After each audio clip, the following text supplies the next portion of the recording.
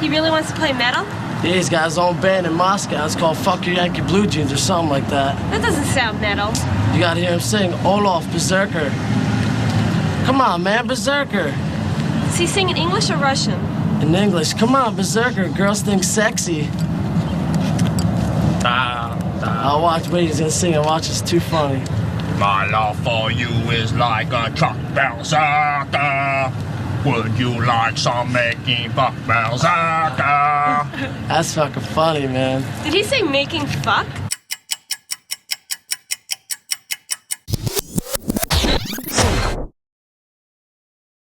All right, it is October, my people. Apparently a month that I was so anxious to get to that on last month's episode, I ended up saying October a couple times instead of September. But luckily, here we are now, and hopefully I'll remember the name of this month all the way through this episode. But I got a lot to talk about this episode, so no fucking around. Let's get to the number one albums for the month of October 1994.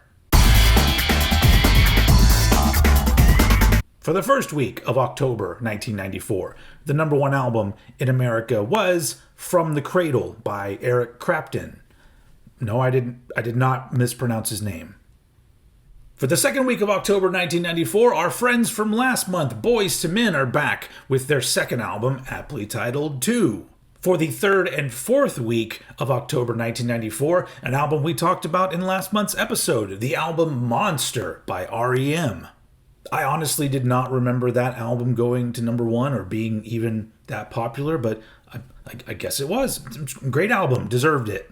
And this is one of those weird months where there's 5 weeks that were calculated for these things, but doesn't matter because for the fifth week of October 1994, the boys are back. Boyz II Men back with their album 2 in the charts at number 1 for the third time. Will we see them again next month? I don't know. You're just going to have to tune in to find out.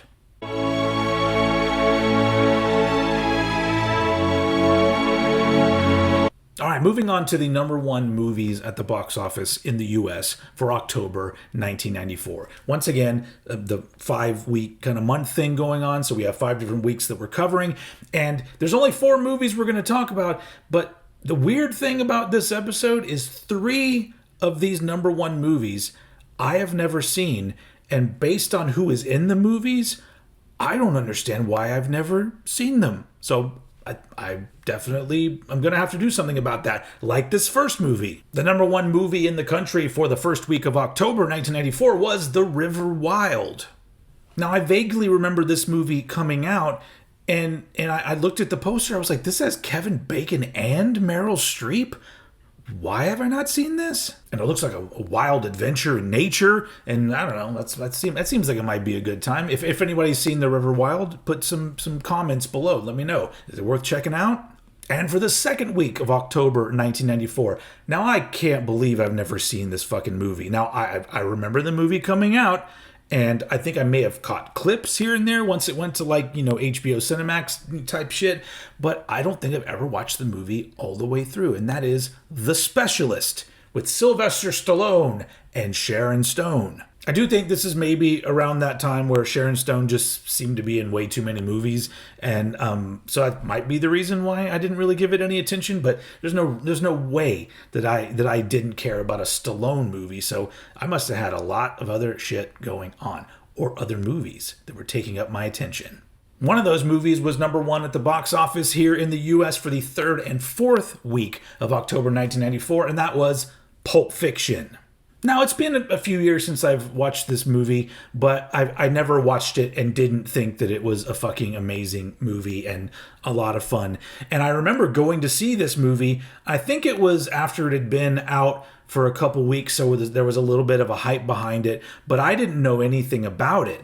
And so I went cold into this movie, and I just remember my mind being blown because I had never seen a movie like this before that was like interesting and seemed like real filmmaking, but also really cool and really fun. Like those are, I don't know, those movies are pretty rare. But as you would see in the years to come, there would be a lot of people that would try to redo that whatever concoction it was that made Pulp Fiction such a great movie. All right, for the fifth week of October 1994, another movie. Never saw it. I definitely know it, but I don't know why I never saw it. Stargate. with Kurt Russell. I didn't see a Sylvester Stallone movie and I didn't see a Kurt Russell movie. What was wrong with me? But I have an idea, because a movie came out around that time that was not number one at the box office, did not make very much money at all, but very quickly became my favorite movie ever made, and it's pretty much stayed as my number one favorite movie ever of all time, even up to now. There's a few of them that kind of battle out for that top spot, but one that very often comes out on top is Clerks. Now, I did an entire video, which I will link in the description, where I talk about my experiences seeing Clerks and seeing Mallrats, and I talk about the soundtracks, and it's a cool video. I'm very proud of it. So, you know, I'll probably tag it at the end of the video as well. But I'll kind of give a short version of this. So I remember, pretty sure I saw the movie the very first weekend that it came out. And it's not like there was any kind of hype for this movie.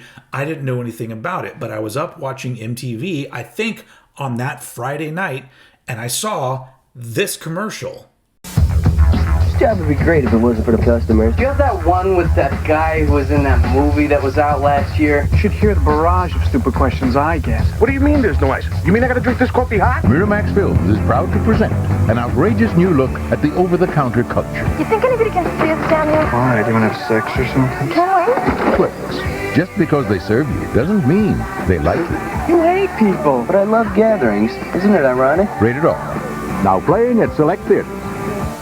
So if that was that Friday, that would have been October 19th, the day that Clerks came out. And I'm pretty sure that either that Saturday or Sunday, I dragged my friends to the theater to see this movie that looked like it could be pretty good.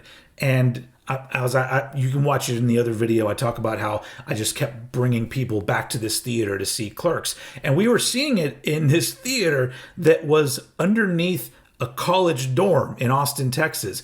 And there was a room in that theater complex that had a kind of normal size theater screen, but this movie wasn't in that one. This was in the one that literally had a movie screen that's as big as kind of normal people's televisions these days. And I remember the film print had a little jump in it, like a glitch in the film print. So every time I saw the movie in the theater, it would glitch at this same, I guess it wouldn't be called a glitch if it's film because it's not fucking digital, but you know what I mean. But I just remember it got to the point where I remember it so well that now when I watch the movie, I kind of expect that part to jump a little bit, but it doesn't. But, you know, whatever. Is that story interesting at all? Whatever. Now, I'll talk about it in the video that I'm referring everybody to, but I'll say it again. It's a movie. There's a few movies in my life, and these honestly are some of my favorite movies, that when they came out, whatever age I was, they felt like they were intended for me.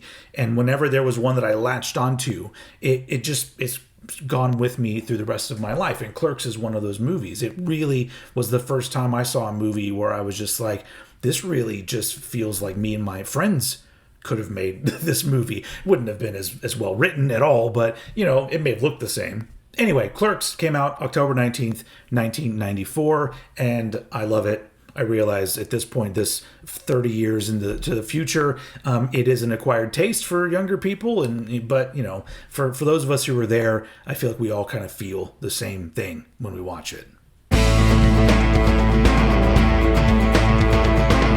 All right, on to the album releases of October 1994. October 4th, Low from Testament came out. The 6th Testament album, and the first with Mr. James Murphy on guitar, who fucking rules. Now, to be fair, I love Alex Skolnick, and I prefer him being in this band, but it's James Murphy. It's pretty cool. Honestly, I love the vibe of this album. I also love the vibe of The Ritual, which came out before this. And once again, it's just metal bands, thrash bands, kind of adapting to the 90s. In this case, Testament getting pretty damn heavy, but also just writing fucking amazing tunes. I'm assuming if you're a Testament fan, you know this album. If not, correct that immediately. On October 11th, the soundtrack for Clerks. Had to talk about this, didn't I? I originally bought this on CD soon after I saw the movie. It's one of my favorite soundtracks of all time. And this is a really cool vinyl pressing they did of it several years back. But you can hear me talk all about this soundtrack in that Clerks Mallrats video, which I will put in the description, and that's the last you will hear about it for now. Maybe I'll mention it again at the end. Also, on October 11th, 1994, a band that seemingly came out of nowhere and kickstarted an entire new subgenre. That's right, Korn released their very first album. Korn.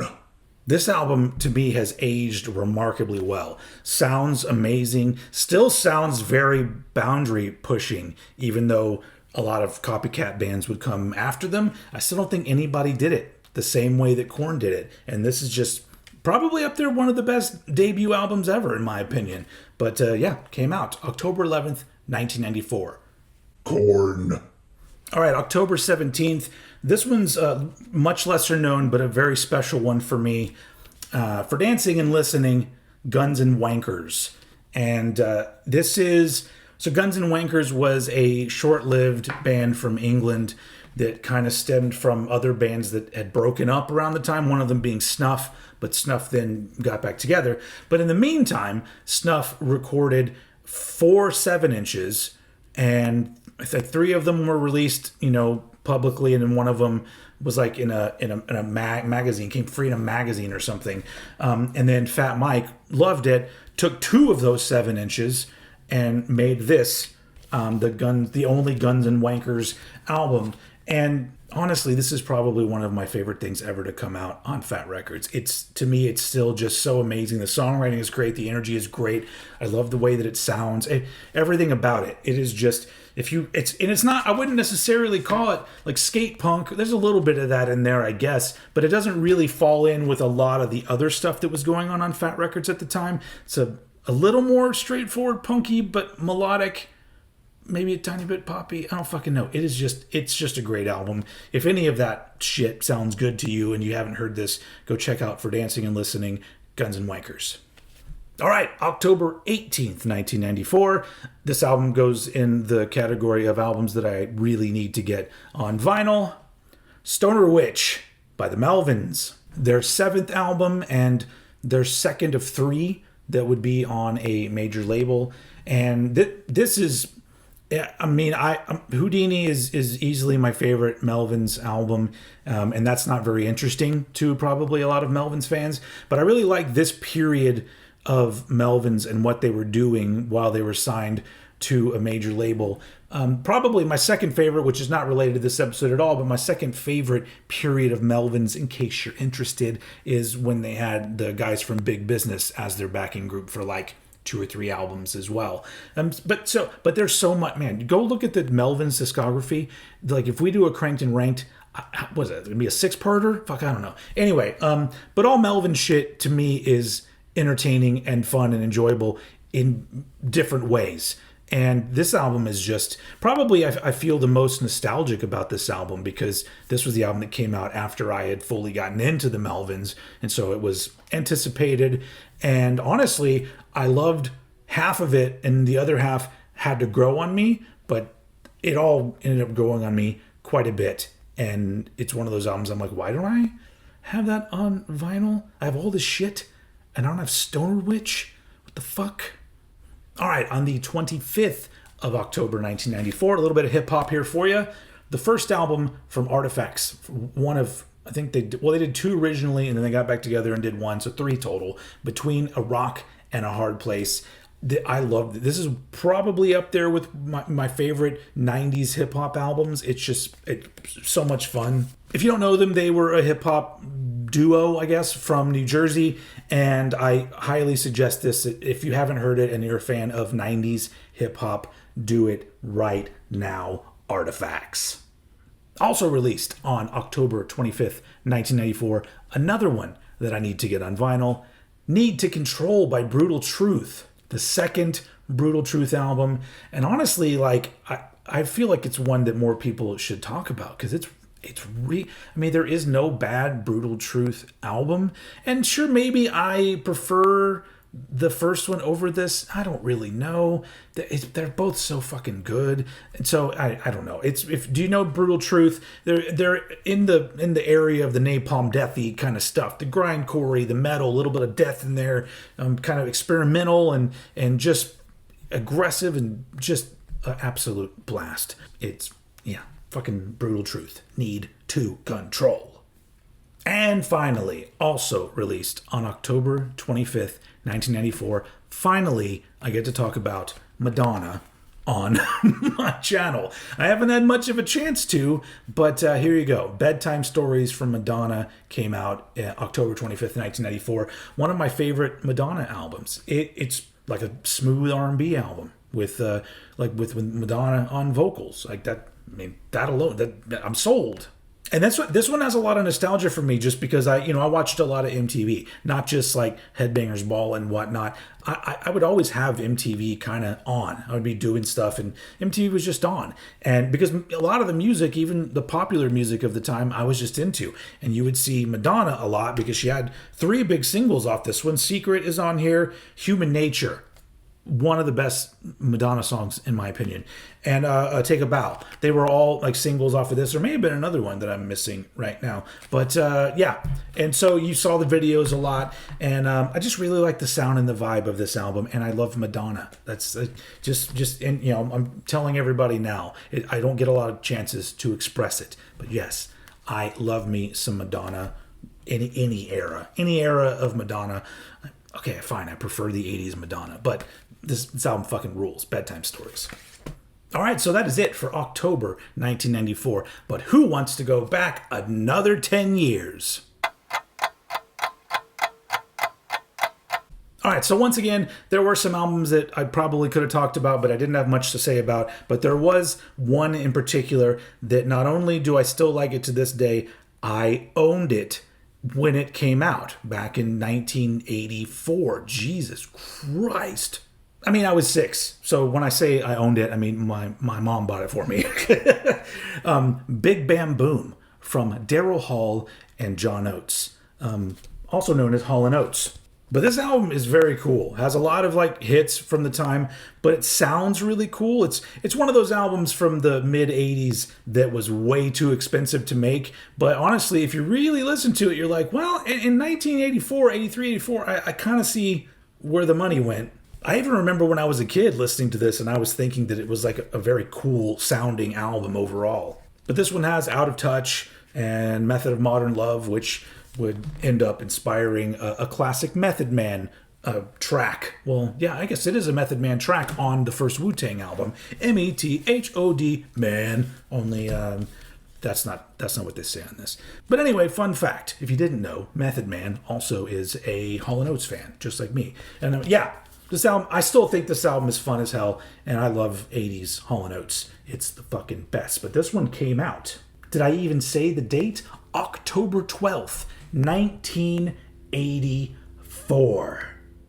So I'm toying with the idea of next year, once it rolls into 2025, because there's going to be music that I got into in 1985 and the amount of music that I was kind of excited about in 1995, it feels like there's less exciting stuff to talk about for me, but I don't really know how that's going to go. And as you can see, here I do a 1994 show, and at the end, I do a little bit of 1984. So I think next year, it's going to be like a hybrid version of that, where some episodes are going to be 40 years ago this month, and at the end, a little part about 1995, and some episodes might be 30 years ago this month with a little bit of 1985 at the end of it. So that way, like, I can kind of weave in and out of like, well, which year of those two do I have more to talk about? And then I can keep bringing the great shit that you guys all love to you. So for any of you that were worried, no, I'm not going to end this show, and I'm going to figure out ways to keep it going, because people seem to like it. And you know what? I like you too. So that is it for October 1994. We are getting really close to wrapping up this year, folks, but we are not there quite yet. So I will see you all again next month.